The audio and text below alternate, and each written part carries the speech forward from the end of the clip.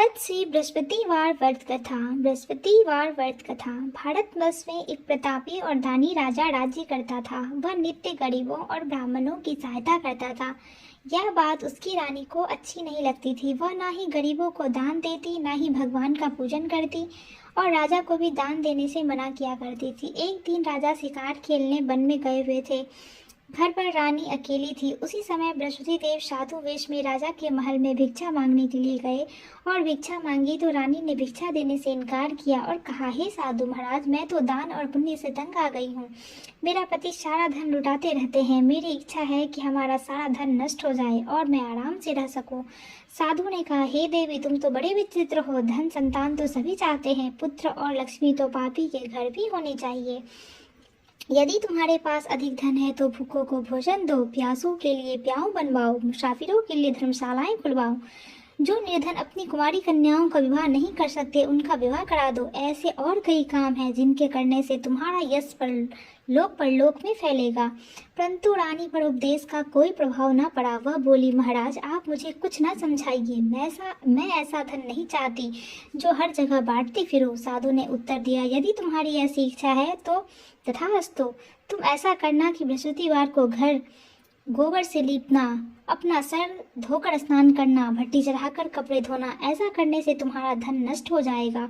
इतना कहकर वह साधु महाराज वहां से अंतर्ध्यान हो गए। साधु के कहे अनुसार उनकी बातों को पूरा करते हुए रानी को केवल 3 बृहस्पतिवार ही बीते थे कि उनकी समस्त धन संपत्ति नष्ट हो गई। भोजन के लिए राजा का परिवार तरसने लगा। एक दिन राजा ने रानी से बोला कि हे रानी, तुम यहाँ पर रहो, मैं दूसरे देश को जाता हूँ, क्योंकि यहाँ पर मुझे सभी लोग जानते हैं, इसीलिए मैं कोई कार्य नहीं कर सकता। ऐसा कहकर राजा प्रदेश चला गया। वहाँ वह जंगल से लकड़ी काट कर लाता और शहर में बेचता। इस तरह वह अपना जीवन व्यतीत करने लगा। इधर राजा के परदेश जाते ही रानी और दासी दुखी रहने लगी। एक बार जब रानी और दासी को 7 दिन तक बिना भोजन के रहना पड़े तो रानी ने अपनी दासी से कहा, हे दासी, पास ही के नगर में मेरी बहन रहती है, वह बड़ी धनवान है। तू उसके पास जा और वहां से कुछ मांग ला ताकि थोड़ी बहुत गुजर बसर हो जाए। दासी रानी की बहन के पास गई। उस दिन गुरुवार था और रानी की बहन उस समय बृहस्पतिवार की व्रत कथा सुन रही थी। दासी ने रानी की बहन को अपना रानी का संदेश दिया, लेकिन रानी की बड़ी बहन ने कोई उत्तर नहीं दिया। जब दासी को रानी की बहन से कोई उत्तर नहीं मिला तो वह बहुत दुखी हुई और उसे क्रोध भी आया। दासी ने वापस आकर रानी को सारी बात बता दी। सुनकर रानी ने अपने भाग्य को कोसा। उधर रानी की बहन ने सोचा कि मेरी बहन की दासी आई थी, परंतु मैं उससे नहीं बोली, इससे वह बहुत दुखी हुई होगी कथा सुनकर। और पूजन समाप्त करके वह अपने बहन के घर आई और कहने लगी, हे बहन, मैं बृहस्पतिवार का व्रत कर रही थी। तुम्हारी दासी मेरे घर आई थी, परंतु जब तक कथा होती है तब तक ना लोग उठते हैं और ना बोलते हैं, इसीलिए मैं ना बोली। कहो दासी, क्यों गई थी? रानी बोली, बहन, तुमसे क्या छुपाऊं, हमारे घर में खाने तक को अनाज नहीं था। ऐसा कहते कहते रानी की आंखें भर आई। उसने दासी समेत पिछले 7 दिनों से भूखे रहने तक की बात अपनी बहन को विस्तार पूर्वक सुना दी। रानी की बहन बोली, देखो बहन, भगवान बृहस्पति देव ऐसी ही हैं, जिसकी मनोकामना होती है सभी को पूर्ण करते हैं। देखो, शायद तुम्हारे घर में अनाज रखा हो। पहले तो रानी को विश्वास नहीं हुआ, पर बहन के आग्रह करने पर उसने अपनी दासी को अंदर भेजा तो सचमुच अनाज से भरा एक घड़ा मिल गया। यह देखकर दासी को बड़ी हैरानी हुई। दासी रानी से कहने लगी, हे रानी, जब हमको भोजन नहीं मिलता तो हम व्रत ही तो करते हैं, इसलिए क्यों ना इनसे व्रत और कथा की विधि पूछ ली जावे ताकि हम भी व्रत कर सके। तब रानी ने अपनी बहन से बृहस्पतिवार के व्रत के बारे में पूछा। उसकी बहन ने बताया, बृहस्पतिवार के व्रत में चने की दाल और मुनक्का से विष्णु भगवान का केले की जड़ में पूजन करे तथा दीपक जलावे, व्रत कथा सुने और पीला भोजन ही करे। इससे बृहस्पति भगवान प्रसन्न होते हैं। व्रत और पूजन विधि बताकर रानी की बहन अपने घर को लौट गई। 7 दिन बाद जब गुरुवार आया तो रानी और दासी ने व्रत रखा। घुड़सवार में जाकर चना और गुड़ लेकर आई, फिर उससे केले की जड़ तथा विष्णु भगवान का पूजन किया। अब पीला भोजन कहाँ से आवे, इस बात को लेकर दोनों बहुत दुखी थे। क्योंकि उन्होंने व्रत रखा था, इसलिए बृहस्पतिदेव उनसे प्रसन्न थे। इसलिए वे एक साधारण व्यक्ति का रूप धारण कर 2 थालों में सुंदर पीला भोजन लेकर दासी को दे गए। भोजन पाकर दासी बहुत प्रसन्न हुई। फिर रानी के साथ मिलकर भोजन ग्रहण किया। उसके बाद वे सभी गुरुवार को व्रत और पूजन करने लगी। बृहस्पति भगवान की कृपा से उनके पास फिर से धन संपत्ति आ गई।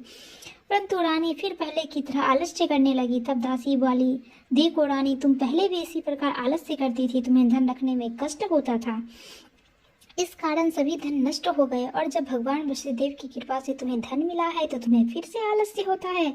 रानी को समझाते हुए दासी कहती है कि बड़ी मुसीबतों के बाद हमने यह धन पाया है, इसलिए हमें दान पुण्य करना चाहिए, भूखे मनुष्यों को भोजन कराना चाहिए, धन को शुभ कार्यों में खर्च करना चाहिए, जिससे तुम्हारे कुल का यश बढ़ेगा, स्वर्ग की प्राप्ति होगी और पितृ प्रसन्न होंगे। दासी की बात मानकर रानी अपना धन शुभ कार्यों में खर्च करने लगी, जिससे पूरे नगर में उसका यश फैलने लगा।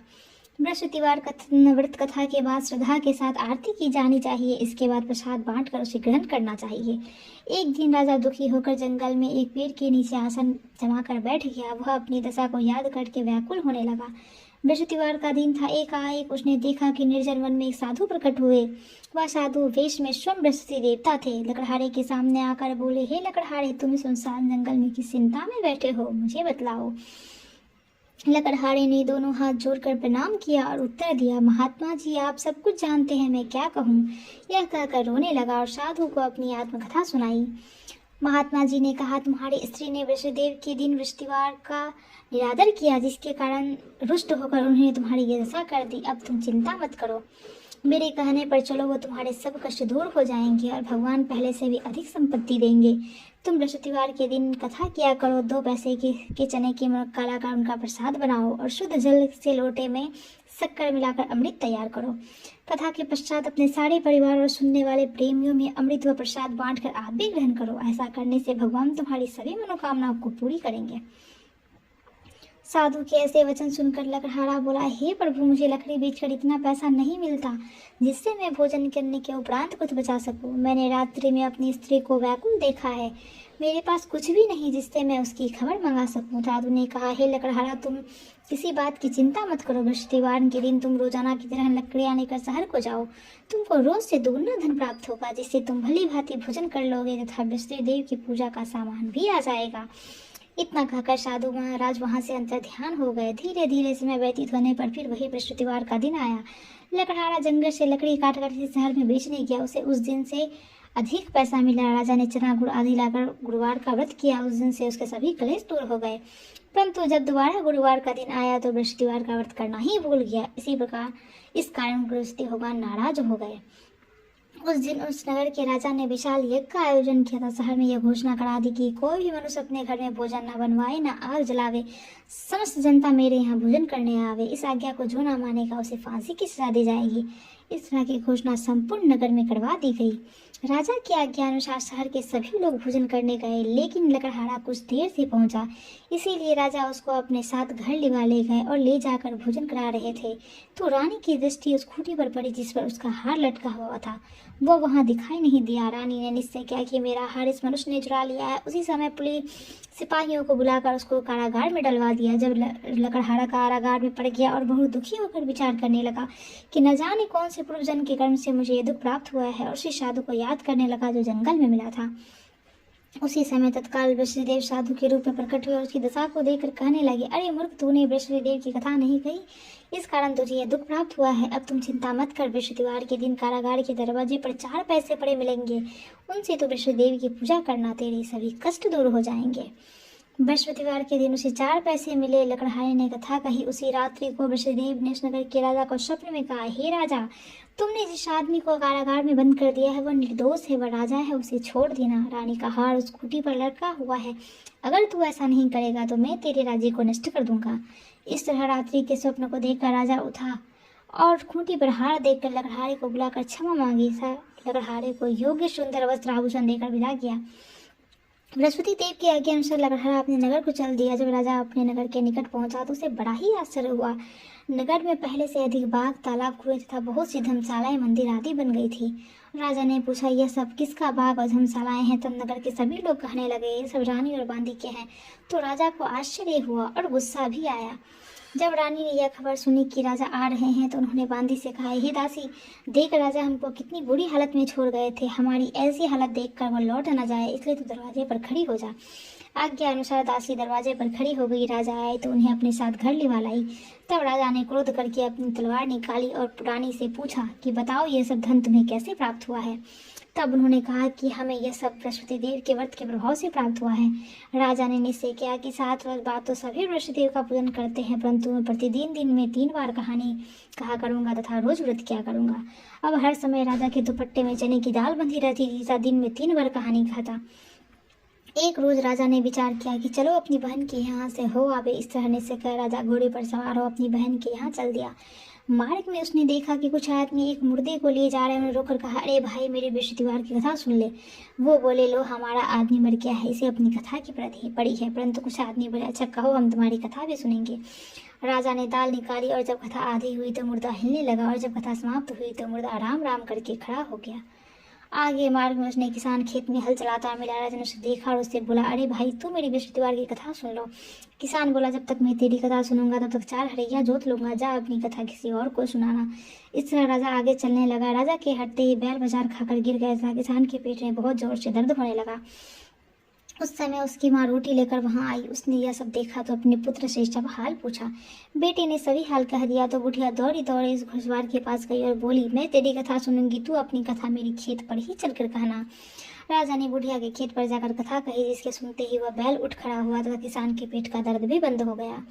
राजा अपनी बहन के घर पहुंचा। बहन ने भाई की खूब मेहमानी की। दूसरे रोज राजा प्रातःकाल जगा तो वह देखने लगा कि सब लोग भोजन कर रहे हैं। राजा ने अपनी बहन से कहा, कोई ऐसा मनुष्य है जिसने भोजन न किया हो, मेरे बृहस्पतिवार की कथा सुन ले।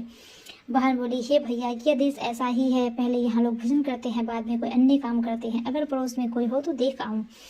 वह ऐसा कहकर देखने चली गई, परंतु उसे कोई भी ऐसा व्यक्ति नहीं मिला जिसने भोजन न किया हो। अतः वो एक कुम्हार के घर गई जिसका लड़का बीमार था। उसे मालूम हुआ वहाँ 3 रोज से किसी ने भोजन नहीं किया है।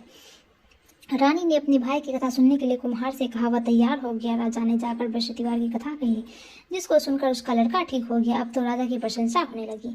एक रोज राजा ने अपनी बहन से कहा, हे बहन, अपने घर को जाएंगे, तुम भी तैयार हो जाओ। राजा की बहन ने अपनी सास से कहा। सास ने कहा, चली जा, परंतु अपने लड़कों को मत ले जाना, क्योंकि तेरे भाई को कोई संतान नहीं होती है।